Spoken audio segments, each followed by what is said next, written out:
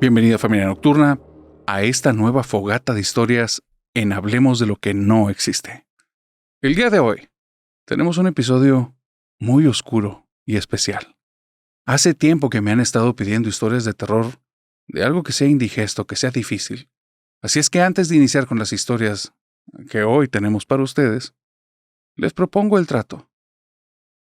Si esta es la fogata de historias que no lograste llegar al final, revisa tu botón de suscripción. Y si no llegas, suscríbete al canal. Si es la primera vez que estás en el canal, la regla es sencilla. Cuando llegues a una historia que te guste mucho o que te aterre, entonces suscríbete al canal. Es un intercambio. Y si hay alguna historia que especialmente te llamó la atención, déjame el nombre de esa historia en los comentarios. Una vez dicho esto, comencemos con esta oscura fogata de historias.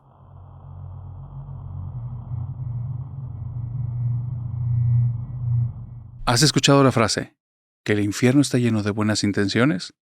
Pues con esta historia te va a quedar más claro. Esta historia que estoy a punto de contarte, me la mandaron al WhatsApp de las pesadillas. Y de entre todas las que me han estado mandando, me llamó especialmente la atención para contarla el día de hoy en esta fogata oscura de historias. Resulta que Víctor tiene una experiencia como muy difícil de digerir. No tiene muchas experiencias a lo largo de su vida, porque vamos que parece que ya tiene buena suerte, porque esta experiencia que Víctor vivió, para muchos de ustedes sería traumática, y tal vez habría un antes y un después de este suceso. Resulta que Víctor, cuando tenía 20 años, vivía en casa junto con su mamá y su abuelo. Su papá, por una situación de trabajo, tenía 6 meses fuera de casa, en otra ciudad, y iba a tardar otros 6 meses en regresar. De cierta manera, aunque él todavía no era un adulto, se estaba haciendo cargo de lo que podía en la familia. Se sentía el hombre de la casa. Y en esa idiosincrasia, en esa ideología, buscaba mucho proteger a su mamá, buscaba mucho proteger al abuelo. Pero el abuelo era un tipo que de todas maneras todavía se movía mucho. Buscaba tener trabajitos y hacer pequeñas cosas para traer algo que aportar a la casa. No le gustaba ser un mantenido. Y eso, de cierta manera, era parte de la esencia de Víctor. Por eso, el día que consiguió un trabajo en una tienda de abarrotes que estaba apenas a 2 cuadras de su casa, fue algo increíble, porque le iba a permitir aportar algo de dinero en la casa, estar al pendiente de su familia por si había cualquier necesidad y poder seguir con sus estudios. En un verano, en ese tiempo, ocurrió esto que estoy a punto de decirte.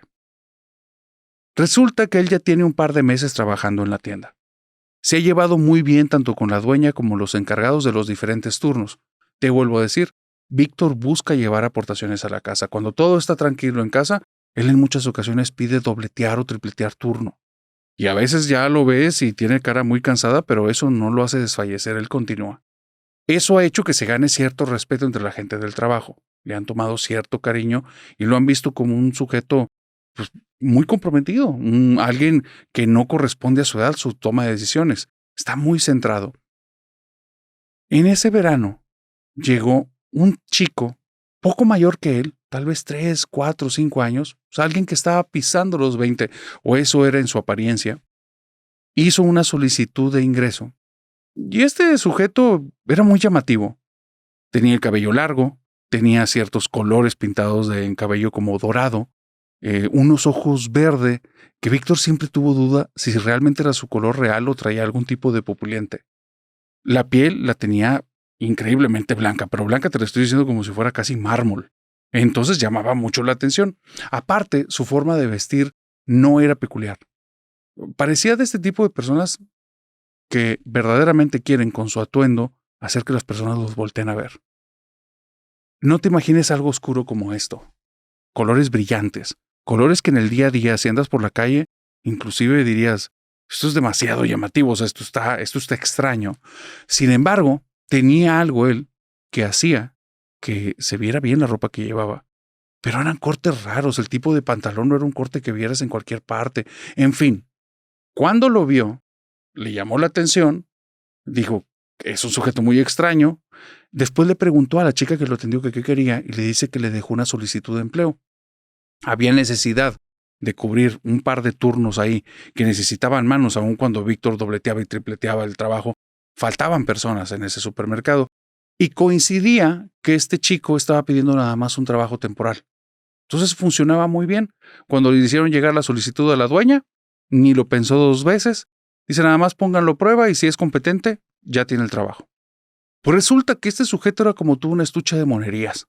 Le llamaba mucho la atención a las personas que llegaban, pero él también era muy atento con las personas que llegaban a la tienda. También era muy extraño, parecía que iba a trabajar sin intención realmente de ganar dinero por su trabajo. En la primera semana se olvidó cobrar el sueldo, nunca preguntó cuánto le iban a pagar, nunca llegó a un convenio de nada de esas cosas, parecía que no le interesaba.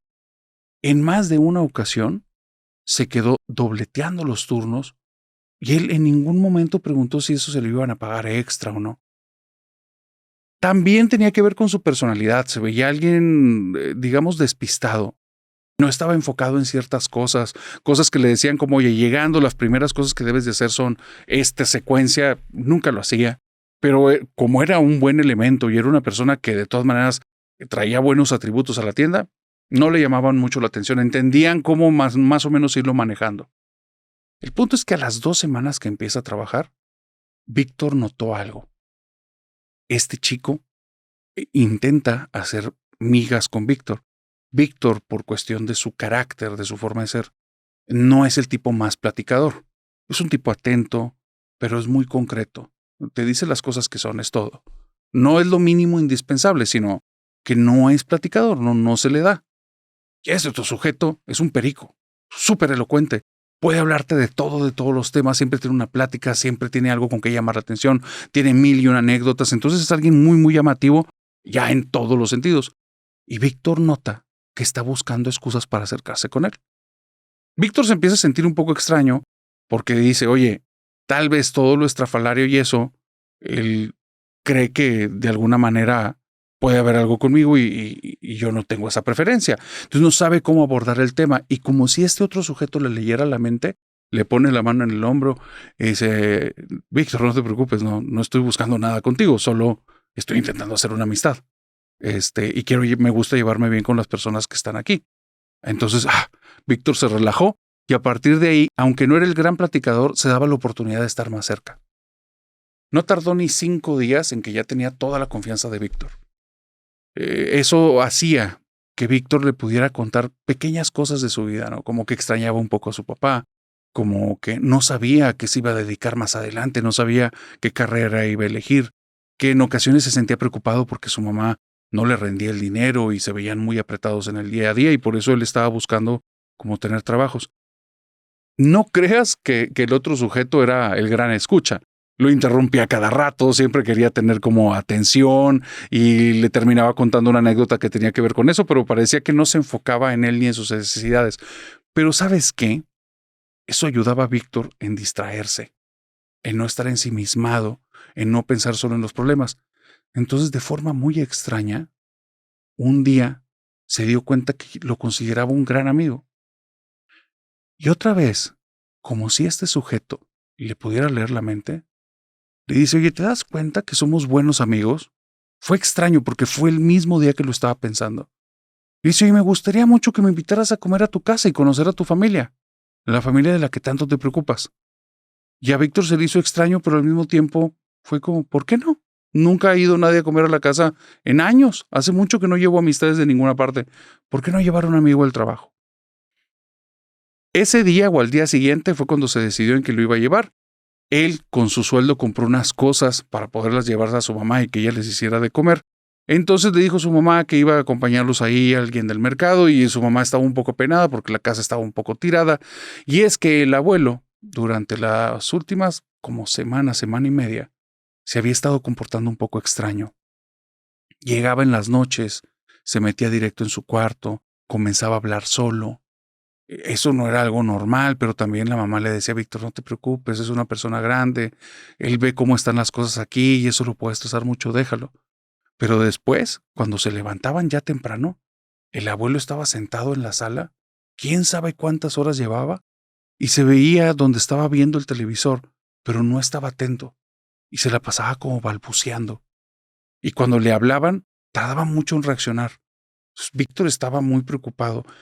La mamá también, y eso había provocado que la casa de cierta manera lo reflejara, estaba tirada. El asiento de la sala ya tenía la forma del cuerpo del abuelo, no era un tipo menudito. Entonces, eso le daba un poco de vergüenza a la mamá y mientras estaba preparando la comida fui y buscó un par de colchas para cubrir el asiento y que mínimo no se viera con esa forma tan marcada. Y ahí, bueno, una manita de gato al lugar y total que cuando llegó Víctor junto con su amigo, ocurrieron un par de cosas sumamente extrañas. Cuando Víctor toca la puerta, la mamá abre y donde abre, el amigo entra sin preguntarles ni pedirle permiso. Entonces entra y empieza a ver a todas partes. Se le acerca a la señora y se le acerca a esta zona de la cara y la huele.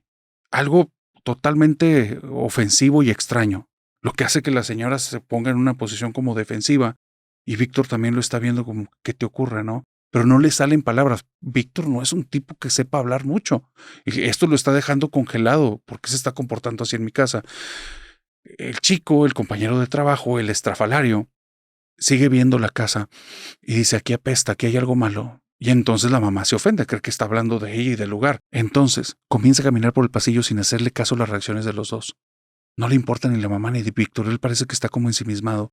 Llega a una parte, empieza a caminar y entonces camina directo a la sala, pero su forma de moverse es extraña, es como si conociera el lugar, como si supiera dónde está exactamente cada cosa. Y entonces se para justo en la zona en la que normalmente, frente a la zona en la que siempre está sentado el abuelo, y empieza a oler. Y se acerca el asiento. Dice, aquí es donde apesta, aquí es donde apesta. Y la señora se siente muy ofendida. Cree que está hablando de su papá. Dice, ¿quién de ustedes o quién que vive aquí ha tenido contacto con malos espíritus? Y entonces la señora voltea a ver a Víctor y le dice, ¿qué es esto, hijo? No, mamá, no sé. Y entonces voltea con los dos del chico y dice, les estoy hablando, ¿quién de ustedes ha tenido contacto con malos espíritus? Se les acerca otra vez y los empieza a oler.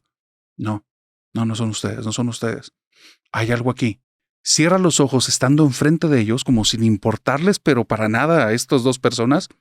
Empieza a respirar profundamente, empieza a balbucear cosas que no se terminan de entender, camina de regreso a la sala y entonces, como guiado por su olfato, sigue como una estela que solo él percibe y llega justo afuera del cuarto del abuelo.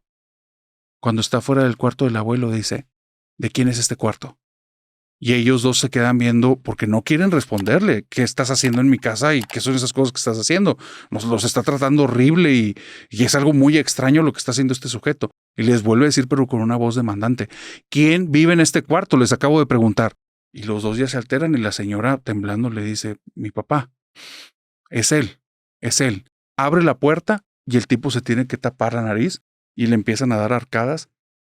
Dice, él tiene contacto con malos espíritus. Sale caminando, se vuelve a meter en la sala y nada más mueve así la cabeza. Dice, no puedo permanecer aquí. Y se va. Víctor se queda viendo a su mamá se le queda viendo a Víctor. Y la señora está como en una combinación de emociones. Sumamente ofendida, molesta, triste por lo que le está diciendo esta otra persona, pero a la vez está muy enojada. Y el enojo le gana al resto de emociones, así es que voltea con Víctor y le dice, que sea la última vez, hijo, que traes un loco a la casa. Si no los conoces, ¿por qué los estás trayendo aquí? Ya ves cómo están las cosas si te traes un loco. Y Víctor, muy apenado, le dice, mamá, perdón, no sabía que iba a pasar esto. Y ya no comieron en ese rato. Ya no comieron. Víctor se quedó un ratito más ahí y no sabía ni qué expresar. De alguna forma, digamos que se agarró a la emoción de enojo que traía, se amarró los pantalones por darte alguna imagen, o sea, se puso en su sentimiento, pero a flor de piel, y muy ofendido y enojado se fue hacia el trabajo. Iba decidido a que iba a hablar con él, y iba a confrontarlo de una manera directa, ya no le importaba si era grosero o no. Lo que hizo en su casa es algo que no se debe hacer. Pero se llevó una sorpresa bien extraña. Este chico ya no regresó al trabajo. De hecho, nunca volvió a regresar al trabajo. Nunca lo volvió a ver Víctor, jamás. En la noche de ese día, porque fue un día muy extraño, este tipo de sucesos no es algo que todos puedan digerir rápidamente. En la noche de ese día, Víctor regresó a su casa, ya no quiso estar en el turno de la noche, se sentía raro, se sentía mal. Y cuando llega a casa, le toca ver al abuelo que viene llegando, pero ahora sí, es muy notorio que el abuelo está extraño. El abuelo llega con un rostro muy molesto, desencajado, y a Víctor, que está en medio del pasillo hablando con su mamá, disculpándose por lo que sucedió en la tarde, y la señora la ve como muy metida en sus sentimientos, muy revuelta con tantas emociones, y él está disculpándose. El abuelo pasa y lo golpea con el hombro, y lo golpea fuerte. Víctor termina en el piso sentado, y le dice, abuelo, ¿qué te pasa? El señor no voltea, no le presta atención, va caminando, se mete en su habitación y empieza a hablar en voz alta, pero como si estuviera llevando una discusión. El problema es que por más que intentan entender, no se entienden las palabras que está diciendo. Imagínate que, aunque las puertas de ahí son muy delgadas, porque estás hablando de un departamento como muy básico, por ponerlo de alguna manera, no tiene nada que sea estrafalario, ni exagerado, ni cosas de materiales muy caros, es una puerta sumamente delgada. Se escucha todo, todo absolutamente. Cuando el abuelo roncaba, se escuchaba. Cuando el abuelo se levantaba y tenía una conversación para sí mismo, a ellos les daba vergüenza porque eran parte de la conversación. Pero aquí, que está hablando con voz fuerte, no se entiende nada. Las paredes también de ahí no son muy buenas guardando secretos. Se escucha perfectamente del otro lado. Aquí no. Es como si todo se hubiera vuelto más grueso, como si se distorsionara la voz, como si el sonido llegara diferente. Y entonces le dice, mamá, ¿tú entiendes? Y la mamá le dice, no. Se acercan caminando al cuarto del abuelo y justo cuando están cerca de ahí, el abuelo es como si intuyera, porque guarda un silencio sepulcral. No hay sonidos. Se alejan unos pasos y regresa la voz del abuelo. No se entiende lo que dice. Se vuelven a acercar y la voz cae al instante. Tocan la puerta. Papá, papá, papá. ¿Estás ahí? ¿Estás bien? Silencio sepulcral. Se alejan y vuelve a hablar. Y le dice, mañana vemos qué pasa con el abuelo. Hoy me siento rara, hijo. Te puedes encargar. Si se ocupa algo, ahí me avisas. Sí, mamá, vete a descansar. Pues es un doble choque en un día para una señora que ya trae suficiente con el día a día. Entonces, Víctor está al pendiente. Está al pendiente. El abuelo está sumamente extraño. Después lo que pasó en la tarde no tiene ningún sentido. Esos malos espíritus y ideas que trae en la cabeza por las tonterías que dijo ese compañero y por qué ya no regresó al trabajo. No. Ese día ha sido un caos. De esos días que dices, ya, por favor, que ya se acabe. Y de repente, cerca de las 10 o 11 de la noche, la mamá profundamente dormida, Víctor en su habitación con la puerta abierta y nada más a la expectativa de ver qué pasa, se da cuenta que hay un silencio muy incómodo en la casa y capta que desde hace rato ya no se escucha el abuelo. Entonces decide salir para acercarse a la puerta y escuchar la respiración porque el abuelo tiene cierta forma de respirar muy particular que todos reconocen y donde se acerca no hay ningún sonido, pero escucha ruido en la sala. Entonces, extrañado, va a la sala, el señor está sentado donde mismo, no está esa sábana que le había puesto la mamá en la tarde, y el señor ahí sentado está como que hablando y ahora sí se entiende.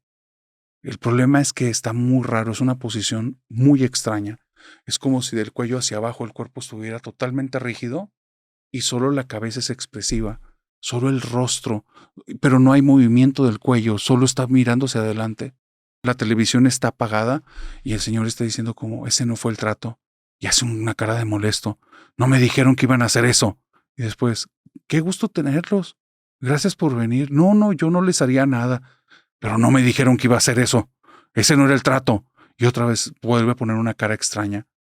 Y ve que esta conversación está continua y continua y continua. Y pasa otra cosa muy rara. Mientras Víctor está en esta situación sin entender cómo ayudar o qué hacer con su abuelo. Si le habla a su mamá solo la va a preocupar. Nunca ha visto así al viejo, menos haciendo estas cosas y menos así como todo rígido, extraño. Le empieza a hablar y dice, abuelo, ¿estás bien? ¿Estás bien? Y el abuelo es como si no pudiera ver a Víctor. El problema es que conforme el abuelo sigue teniendo esta conversación, Víctor se va dando cuenta que los ojos se le empiezan a hacer hacia arriba. Y llega un momento en el que el abuelo está hablando, pero tiene los ojos totalmente en blanco, como si los tuviera volteados hacia arriba. Se asusta y en ese momento suena el teléfono de su casa, a espaldas de él, justo pegado a la pared. Un teléfono que tiene muchísimo tiempo sin sonar, comienza a sonar y es un teléfono que tiene cable muy, muy largo. Cuando contesta, es la voz de este sujeto, el que estuvo ahí por la tarde, y nada más le dice, haz lo que te digo, es importante que ayudemos a tu abuelo.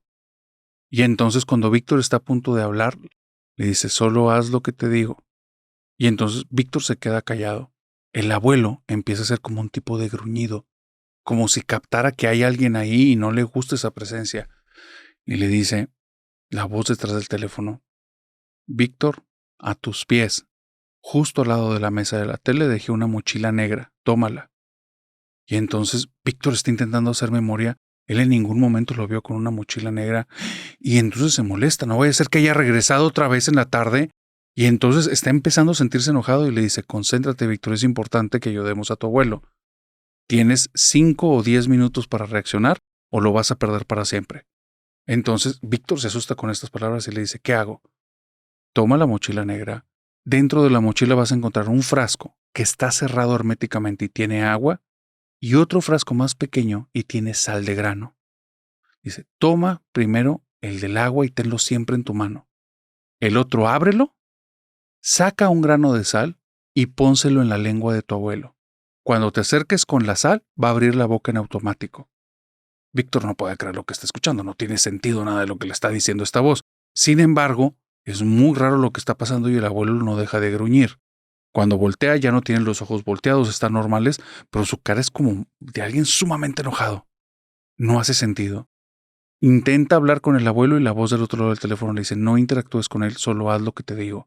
Recuerda que tienes nada más 5 o 10 minutos o no vamos a poder hacer nada. Toma el grano y pónselo en la lengua. Víctor se acerca con su frasco en una mano intentando agarrar el otro y donde le va acercando el grano de sal, el abuelo abre la boca y saca la lengua. En automático. No le dio ninguna instrucción. Le pone el grano y el abuelo se queda con la lengua afuera y como petrificado. Le dice, ahora toma un grano de sal y pónselo arriba en la cabeza. Hazlo. Le pone el grano de sal arriba de la cabeza. Dice, y ahora todo el frasco de agua, sin pensarlo, necesito que se lo rocíes desde la punta de la cabeza, pero que le bañe la mayor parte del cuerpo. Y entonces dice, ¿pero qué es este líquido?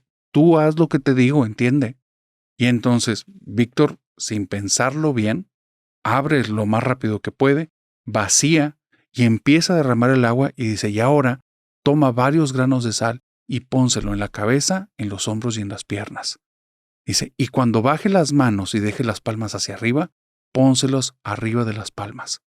Y entonces comienza a poner los granos como le dicen, porque todo está ocurriendo como la voz de este sujeto se lo está indicando, y todos los movimientos los hace el abuelo como si se hubieran puesto de acuerdo en algún momento. Víctor ya no sabe ni qué pensar y le dice, aléjate nada más de tu abuelo y acerca la bocina a su oído. Necesito rezar por él. Le acerca la bocina y comienza a ver cómo las manos del abuelo empiezan a temblar, pero no se mueven de su lugar, solo están temblando. Los pies del abuelo empiezan a temblar también. Y después de 5, 10 o 15 minutos, porque Víctor perdió totalmente la noción del tiempo, el abuelo da un alarido y cae como noqueado hacia atrás. Él se queda con la bocina en la mano, está afectado por lo que está viendo, no sabe ni cómo reaccionar, hasta después de unos segundos que capta que está hablándole a la otra persona continuamente y está diciendo, Víctor, Víctor, ¿me escuchas? Víctor, reacciona, Víctor. Y entonces se acerca el auricular y dice, ¿qué pasa? Y la voz le dice, Víctor, tu abuelo pudimos detener la posesión, pero necesita ayuda. Necesito que hagas las siguientes cosas. La primera, en la primera oportunidad y con urgencia, busca a un exorcista. Va a necesitar muchas sesiones con tu abuelo para que esté bien. Lo segundo, dile a tu abuelo que nunca se vuelva a acercar a Salana. Nunca. No importa qué pendiente haya quedado, que no se vuelva a acercar a Salana. Y Víctor le iba a preguntar, ¿quién es Salana? ¿De qué estás hablando? ¿Qué fue lo que pasó? Y nada más del otro lado le dijo, ¿y tú? ¿Sigue protegiendo a tu familia? Lo estás haciendo muy bien. Colgó la llamada. Jamás volvió a saber del amigo. Pasaron semanas, porque esta historia no termina ahí. Pasaron semanas, en las siguientes semanas no encontraban exorcistas, no sabían ni siquiera dónde preguntar, no era una familia que estuvieran cercanas a ningún tipo de iglesia.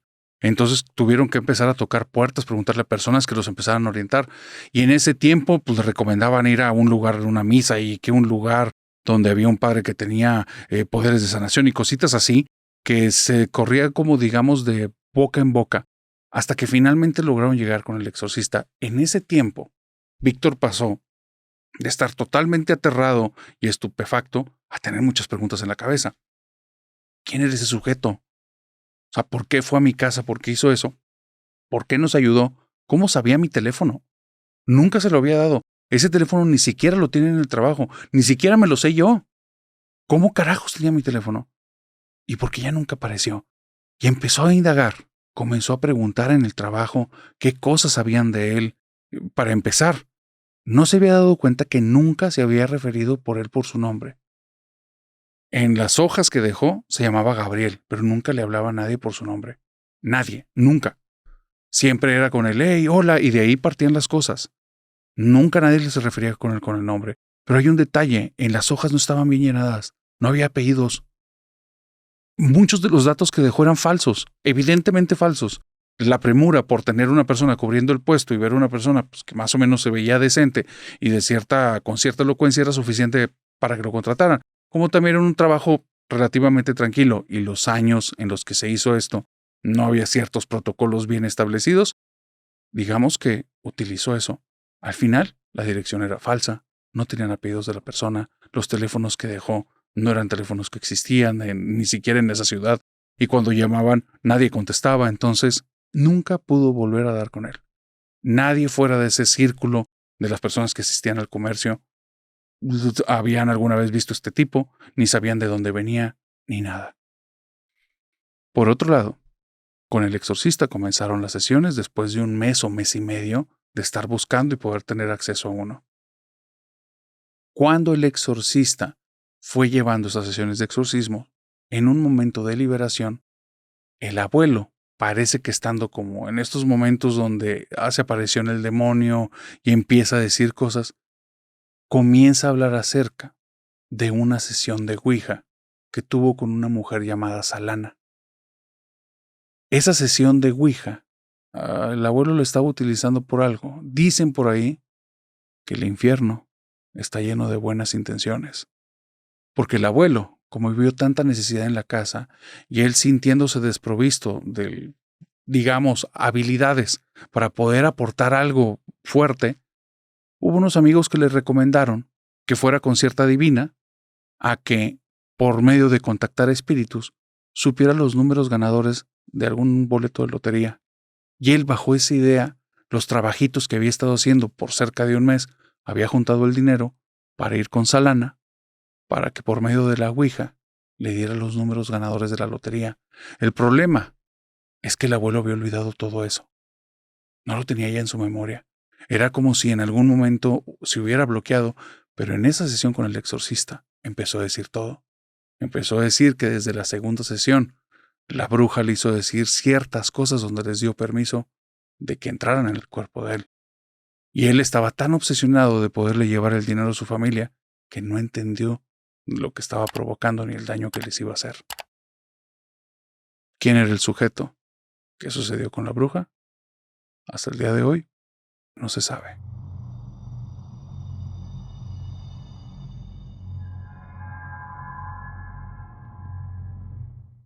Voy a contarte 3 pequeñas historias que no sé si simplemente fueron fallos en la realidad, simples coincidencias o verdaderamente algo paranormal.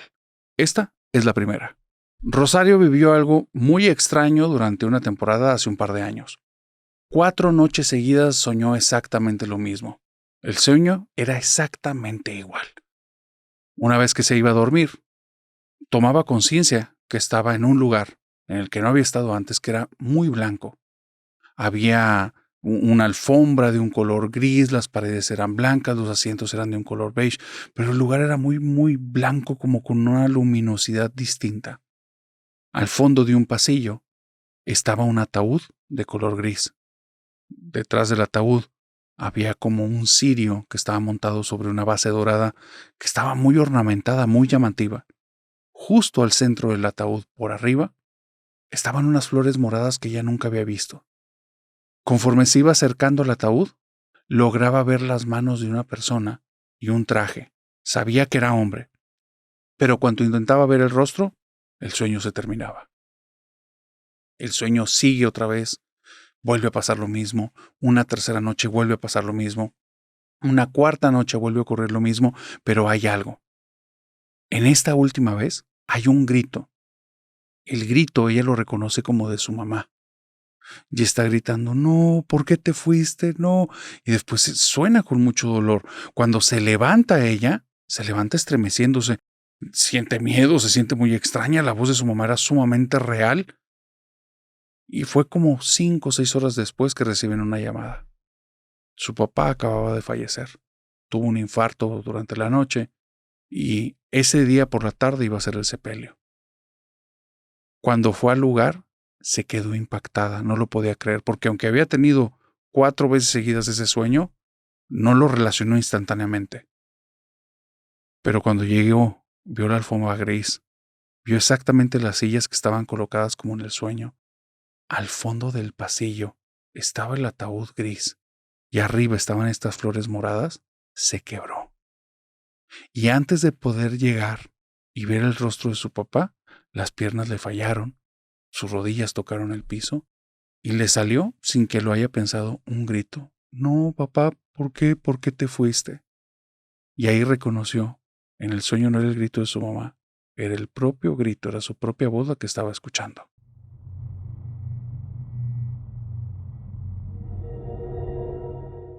Voy a contarte 3 historias, que no sé si simplemente fueron fallos en la realidad, una simple coincidencia o algo verdaderamente paranormal. Esta es la segunda. Javier es padre soltero. Martín es su hijo y tiene al día de hoy 11 años. Javier está enfocado totalmente al trabajo y eso hace que venga muy desgastado a casa. Viven en una casa muy pequeña. Apenas tiene una habitación y el resto de la casa es la zona donde tiene un mueble que le funciona de sala, una mesa maltrecha que es el comedor y ahí tiene también una zona donde puede lavar un poquito los platos. Pero es lo que tiene y con lo que se tiene es con lo que se trabaja. Es parte de la filosofía de Javier. Javier llega muy cansado y como ya llega agotado, él llega, abre la puerta y prácticamente se tira en la cama. Como hay solo una habitación en ese lugar, tanto Javier como Martín, su hijo, comparten la cama. Cada quien tiene ya su extremo y tiene su área y saben cómo duerme cada uno y respetan su espacio. Es lo que hay, y con eso es con lo que se trabaja. Ambos comparten también la filosofía. El punto es que un día, en esta forma de llevar las cosas, en ese cuarto en el que apenas hay un colchón y un roperito mediano que mide apenas 1,50 m, 1,60 m, en el que tienen algunas prendas, pero realmente tienen más bien la ropa en diferentes partes de la casa. En esta realidad, un día, Javier ni siquiera llegó a despedirse de Martín, llegó directamente del trabajo, se tiró en la cama y se quedó profundamente dormido. Y eran cerca de las 12 de la noche, tal vez 1, cuando él empezó a escuchar como un movimiento, como algo rasguñando en la habitación. De su lado izquierdo, pegadito casi entre el colchón y la pared, tiene una linternita porque en ocasiones en el lugar en el que viven se va la luz y en la madrugada es todo un problema. Tiene esa linterna solo para emergencias, pero desde hace mucho que no revisa las baterías. Así es que sin saber si va a funcionar o no, la busca, la toma de repente, la enciende y después de 2 golpes, ya, ahí está la luz. Está tenue. No está al 100% y las baterías las debió haber cambiado desde hace cierto tiempo, pero bueno, ilumina un tanto. El problema es que ahora los rasguños son un poco más seguido y son más marcados. Así es que comienza a ver en la habitación qué puede ser, mientras está pensando un ratón o algún tipo de animal. Entonces, alumbra hacia la puerta para ver si está abierta, la ve cerrada, alumbra hacia el piso para ver si ve algo de movimiento. Y entonces, sin pensarlo, y como de manera reactiva, gira hacia la izquierda y hacia ese lado izquierdo donde está este burocito, este lugar donde guardan ropa pero que no lo utilizan muy bien o muy seguido, ve que en la parte de arriba sentado está Martín y está moviendo los pies y justo los pies empiezan a pegar como no estaban pegando antes y con las manos a los lados está rasguñando el mueble. Se le hace muy extraña la actitud y le dice, Martín, ¿estás bien? El niño que estaba volteando hacia el frente, el papá estaba de este lado. De repente se congela, comienza a voltear lentamente hacia el papá. El movimiento es tan lento y está como tan hecho de una forma tan mecánica que le empieza a dar miedo. Ese comportamiento nunca se lo había visto en su hijo. Parece más como de una bestia en alerta que de una persona, y le vuelve a decir, Martín, ¿estás bien? Y el niño sigue volteando la cabeza y no mueve la velocidad. Cuando está con el rostro totalmente girado hacia su papá, nota como las pupilas de Martín empiezan a volverse cada vez más oscuras, se va ensanchando la pupila hasta que el ojo completo queda de color negro. En ese momento, Javier está viendo a su hijo con los ojos negros y le dice, Martín, ¿qué te pasa? El niño se dobla como si fuera a agarrar algún tipo de impulso, pega las plantas de los pies contra el mueble y se va a arrojar sobre él. Cuando hace eso, Javier grita y en ese momento, en el momento en el que grita, escucha la voz de Martín. Papá, ¿qué pasa? ¿Me despertaste? ¿Estás bien? Justo donde siempre se duerme, a su lado de la cama. Voltea con la linterna totalmente asustado y ahí está el niño tallándose los ojos. Asustadísimo empieza a mover la linterna por todas partes. La habitación está totalmente vacía. ¿Qué fue lo que vio esa noche? Hasta el día de hoy, prefiere creer que simplemente pudo haber tenido una alucinación. Pero tú, ¿qué crees que estuvo ahí esa noche acompañándolos?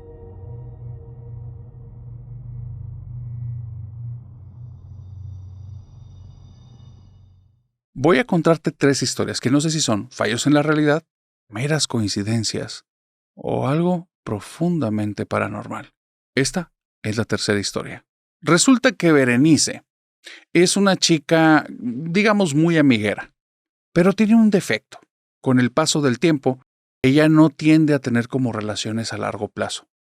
Cambia continuamente sus grupos de amistades, está siempre como en un cambio social y nunca conserva amigos por mucho tiempo. No es que tenga un problema con la gente, es que se embebe con los grupos que actualmente convive y se olvida de las personas. Por eso lo que ocurrió en esta historia es muy extraño. Y ella me dice, narrador, yo tengo cierta situación. Cuando soy amiga de alguien, soy muy amiga, soy la mejor amiga, pero una vez que nos dejamos de frecuentar, se me olvidan las personas.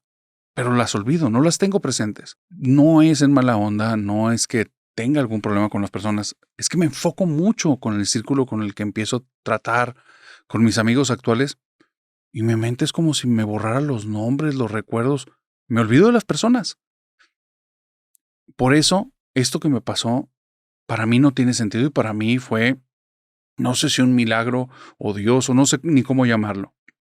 Un día amanecí y traía muy presente el nombre de una amiga. Sandra, por ponerle un nombre, porque no quiero decir datos de ella y te vas a dar cuenta por qué. Y entonces pensé, Sandra, ¿pero por qué estoy pensando en Sandra? Y dentro de mí había una sensación de urgencia, como de llámale, contáctala. Yo soy así, soy muy aprensiva, yo soy muy proactiva y siempre estoy con las personas que quiero y si algo me preocupa les digo y los estoy buscando, o sea, sí soy así. Pero no hay ninguna Sandra actualmente, entonces, ¿Sandra? Y siento la necesidad de llámale a Sandra. Y me pongo a pensar como que, ¿cuál Sandra? ¿Cuál Sandra? Si la única Sandra que he conocido fue como en la preparatoria y tengo sin verla más de 10 años. Y entonces algo dentro de mí es como si hubiera gritado, a esa Sandra, márcale ya. Y entonces me puse a buscar entre mis contactos. Dice, yo sé que cualquier persona hubiera sido como ay, quién sabe qué me pasa porque estoy pensando en ella. Si ya nada que ver con mi estilo de vida, sabrá Dios qué esté haciendo, pero soy muy aprensiva. Como tuve esa sensación, ese sentimiento, no podía dejarlo pasar porque estoy pensando en ella. A ver, debo de localizarla. Busco en mis contactos y en eso digo, y he cambiado ya 10 veces de celular. No hay manera en la que yo tenga ya su contacto. De pura casualidad estoy ahí y no hay ninguna Sandra en mis contactos. Bueno, me pongo a buscar en redes sociales. Me topo con amigos que tengo mucho tiempo sin ver, pero que todavía los tengo de contacto y que estuvimos más o menos en esos grupos. Estoy busque, mando mensajes por todos lados Muchos me pierdo en la conversación de que, oye, tanto sin saber de ti, a ver cuándo nos juntamos. Y yo, sí, claro. Solo me interesaba el nombre de Sandra y que me dieran el contacto porque dentro de mí me decía algo como márcale ya, y no se iba la sensación de urgencia. Así es que al final, una amiga que teníamos en común, que tengo el mismo tiempo sin hablar con ella que con Sandra, donde le pregunté, me dijo, desde hace muchos años que yo ya no hablo con ella, te voy a pasar el último número que me quedé de ella, pero no creo que lo siga usando. Y sin narrador, algo dentro de mí me decía como, ya, o sea, urge esta llamada. Así es que apunté el número, marqué, nadie contestó, y yo sé que lo normal sería, ahí ya deja las cosas, o sea, te estás volviendo loca, son cosas tuyas. Pero dentro de mí me seguía insistiendo. Así es que volví a marcar y nadie contestó. La tercera vez que marqué, me contestó una voz familiar. Reconocí al instante la voz de Sandra y donde le dije, Sandra, ¿eres tú? Al instante me reconoció y me dijo, Berenice, ¿por qué me estás hablando? Y le dije, no sé, Sandra, tengo la sensación de urgencia que necesitaba hablarte ya. ¿Estás bien? Donde le pregunté eso empezó a llorar. Nunca en la vida he escuchado a alguien llorar tanto, narrador. Dice, yo no sabía qué hacer, no soy una persona tan sentimental en ese aspecto, pero me dijo que esta llamada para ella era un milagro, porque estaba a punto de hacer algo y darle fin a todo. Y dice, espero que me puedas entender y espero que la audiencia me entienda. Y que en el momento en el que escuchó mi voz fue como si algo dentro de ella le dijera, no estás sola. Me permitió, porque yo no sé hacer estas cosas, pero intuí que yo no podía ayudarla, es que me permitió ir por ella y llevarla al área de psiquiatría del hospital más cercano a donde ella estaba. La atendieron ahí, me puse en contacto con su familia y sé que estuvo ahí una semana y no volví a saber de ella. Yo espero que Sandra esté bien. Pero ¿por qué carajos, después de tantos años, me levanté pensando en ella y verdaderamente ella necesitaba eso? Hasta el día de hoy no me lo puedo explicar.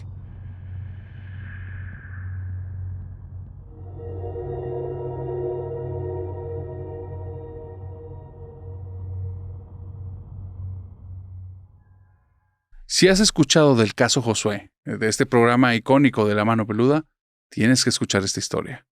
Resulta que Jessica era muy fanática de La Mano Peluda. Ustedes saben, ese programa de radio que estuvo al aire durante los 90 y creo que durante los 2000. Cambiaron los protagonistas, pero al día de hoy todavía lo puedes encontrar en internet.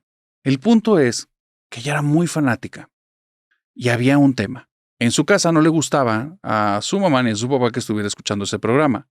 Que escuchara tantas historias de terror y de cosas tan macabras los ponía a todos muy nerviosos.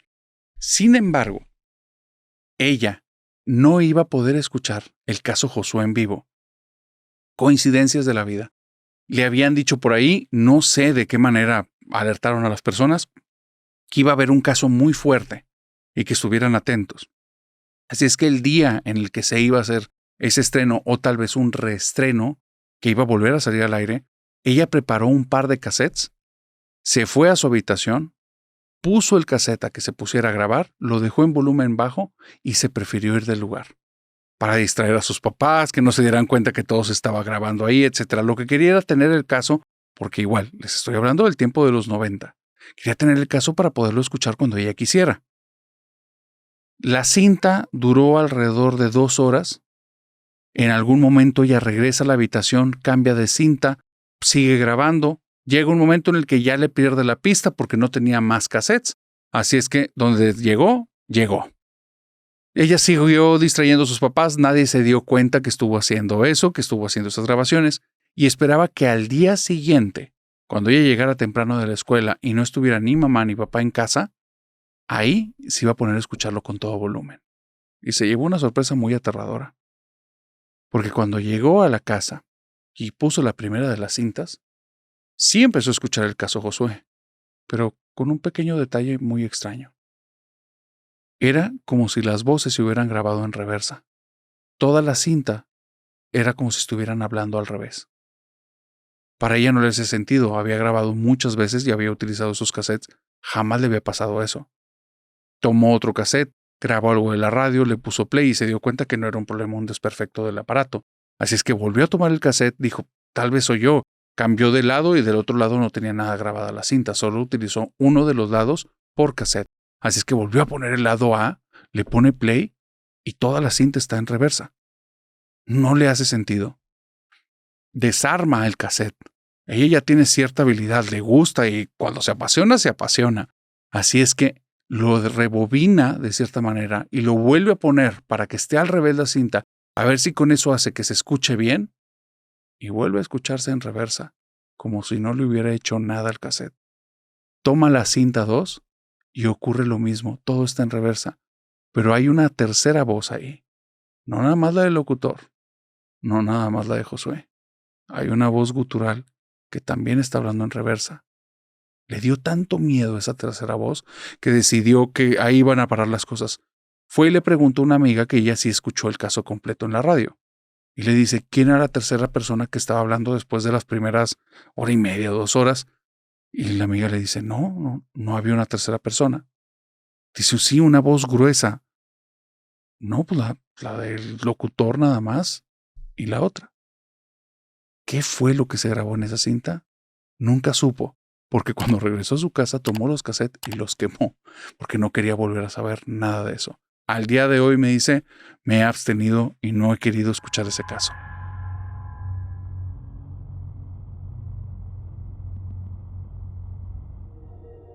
Si te gustan las historias de fantasmas, tienes que escuchar esta historia.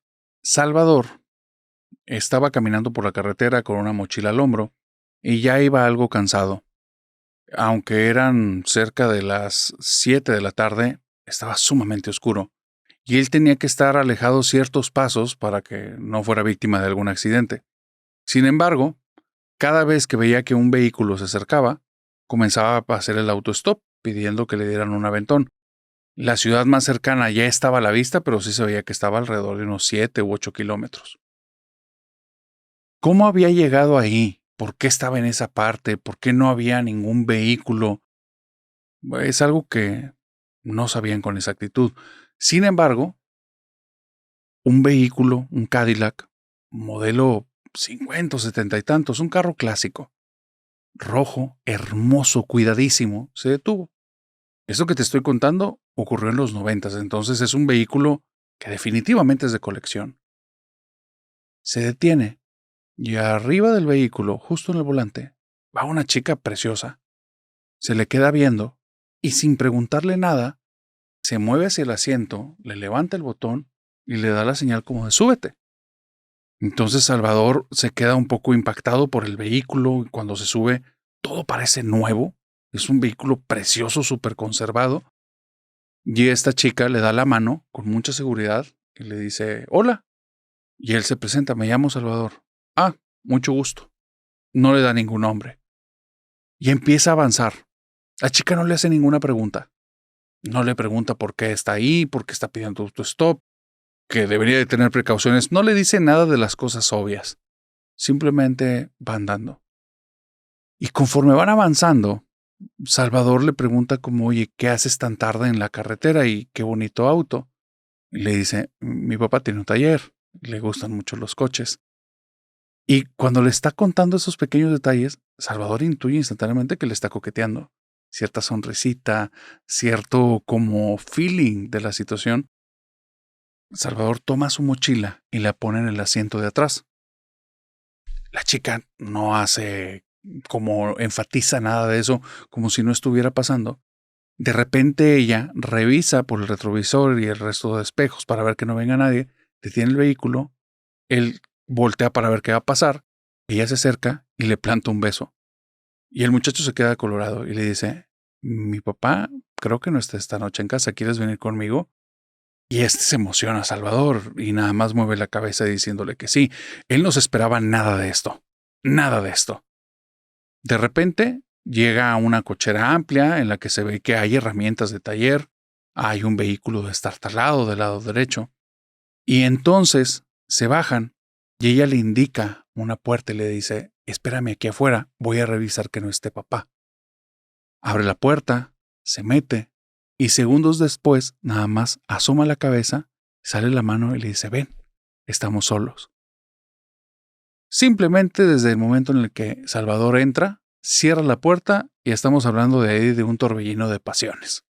Los dos tenían mucha química, las cosas se dieron muy rápido y una cosa fue dando otra y bueno, una noche pasional.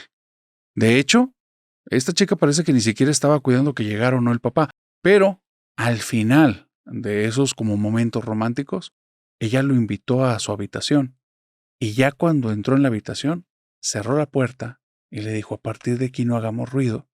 Si llega papá, que no se dé cuenta que estamos aquí. Salvador pierde la noción totalmente del tiempo. Él está enfocado en sus pasiones. Y de repente, el sueño le ganó.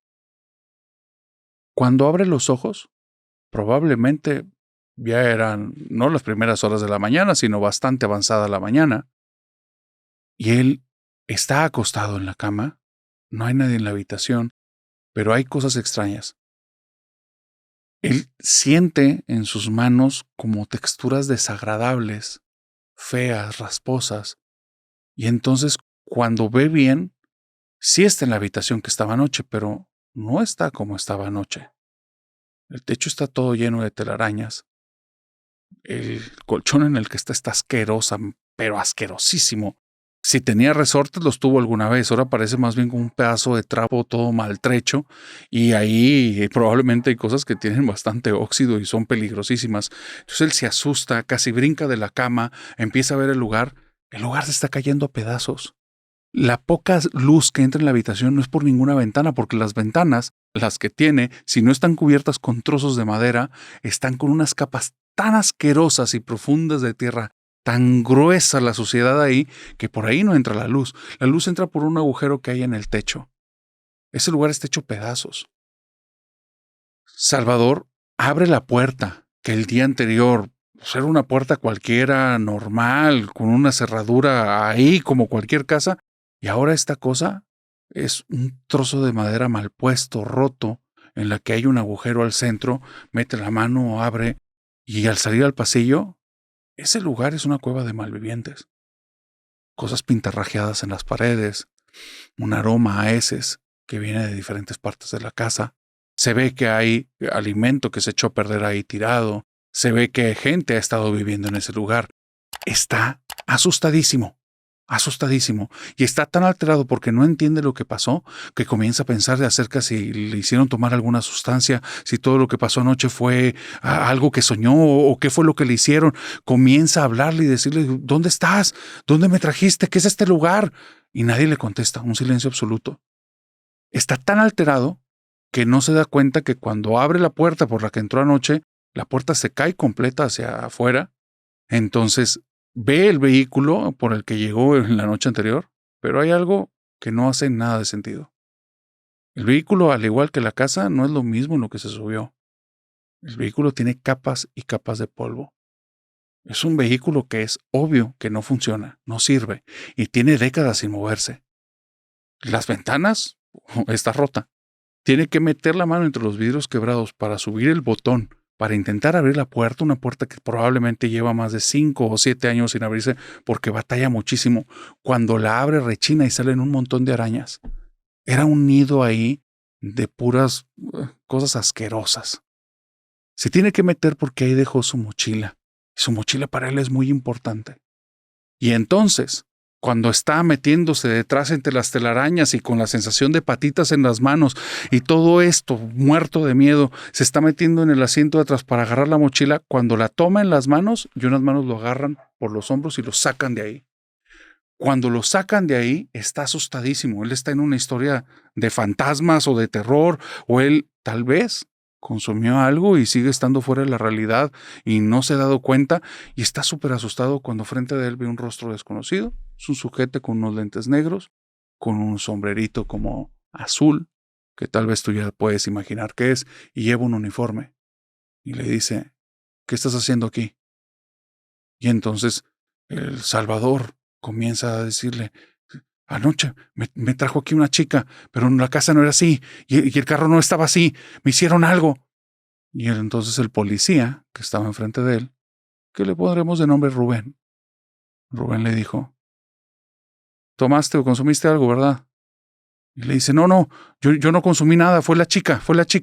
Y donde está diciendo eso, le dice, ¿qué traes en la mochila?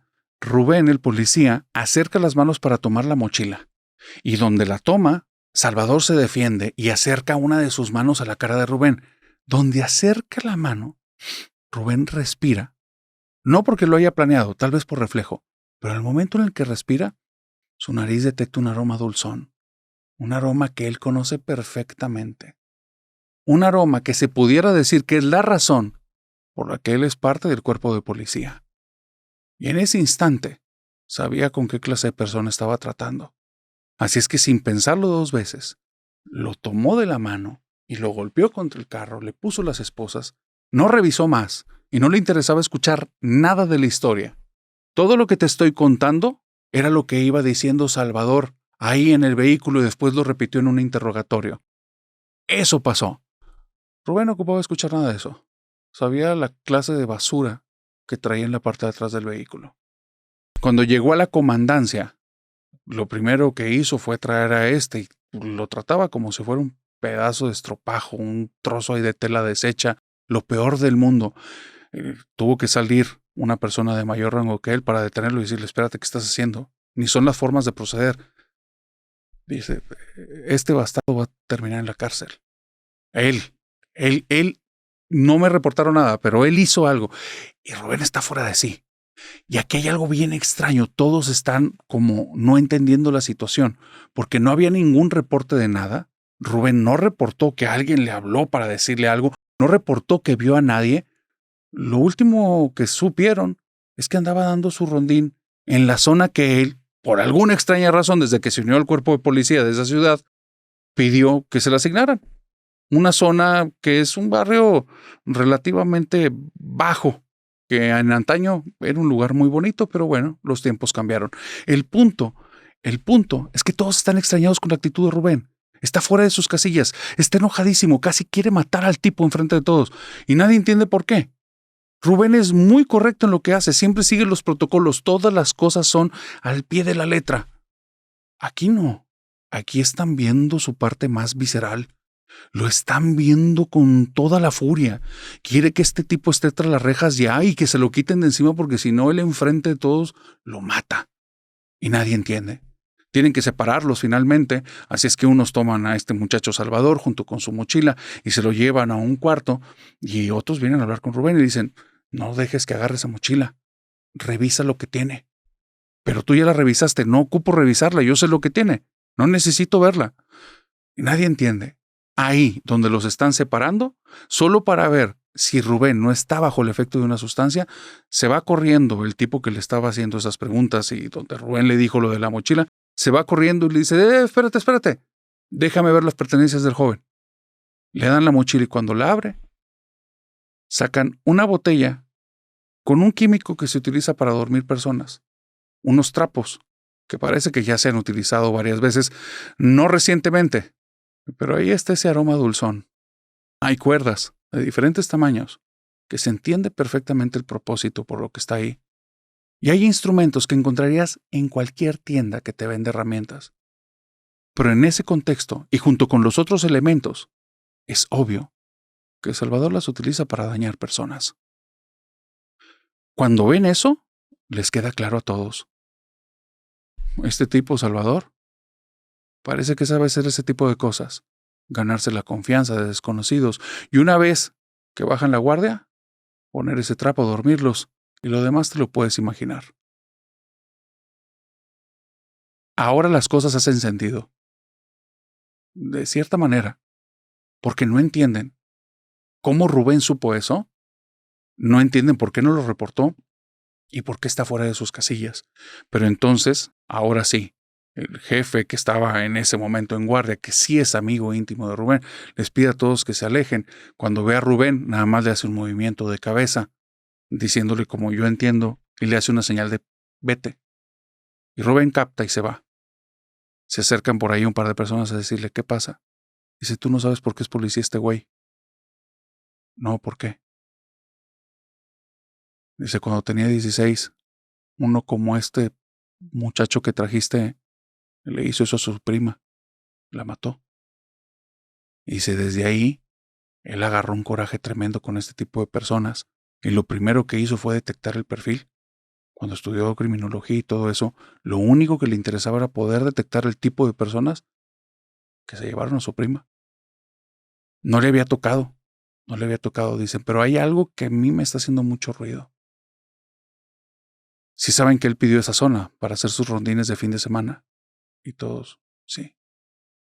Pero él no sabe la historia de esa zona, ustedes se la saben. No. Tráiganselo al rato, necesito hablar con todos. Y porque eso está muy extraño. Pasa casi mediodía. Ya Rubén está más tranquilo. El sujeto es más que obvio. Detectan dentro de las cosas que lleva, hay rastros de que esas cosas ya las ha utilizado en un montón de personas. Y van a empezar a hacer las pruebas. Y hasta donde sé, por lo que me contó Rubén, el tipo fue tras las rejas. Porque esto pasó cuando uno era policía. Esta historia es de hace muy buen tiempo.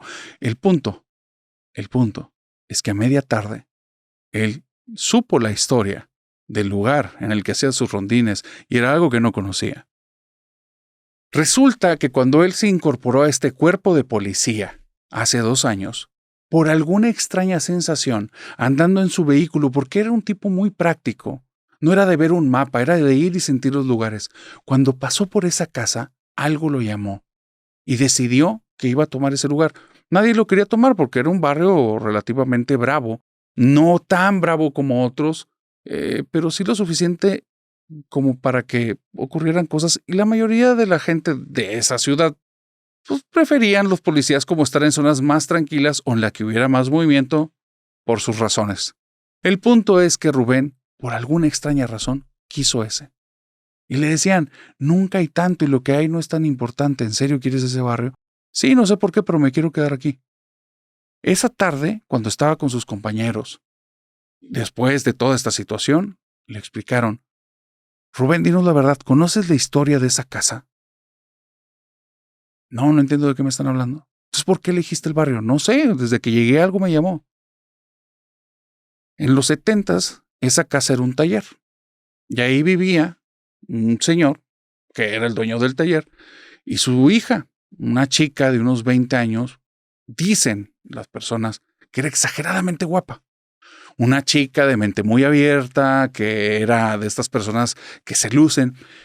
Y siempre en las noches, cuando tenía oportunidad y el papá, digamos que había pasado una buena tarde, le robaba las llaves del carro y se iba por la carretera con el vehículo. Nadie supo, porque esto fue cerca de los 70s, tal vez inicios de los 80s, nadie supo quién le hizo daño a la chica. El problema fue que el señor casi pierde la cabeza, porque un día, un sábado o un domingo, cuando se levanta, buscando a su hija en la casa, no la encuentra, y al salir a la cochera, dentro del vehículo, encuentra a la chica ahorcada y con obvios signos de abuso. La mataron. Ha habido personas que dicen que cada cierto tiempo la han visto por ahí, que ha habido algunos que para nosotros han sido locos, que dicen que esta chica anda todavía en el vehículo. Nunca nos había pasado algo como lo que nos están diciendo hoy. ¿Qué fue lo que ocurrió ese día?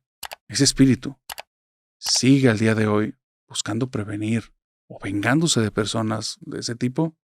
¿Qué crees tú que esté pasando?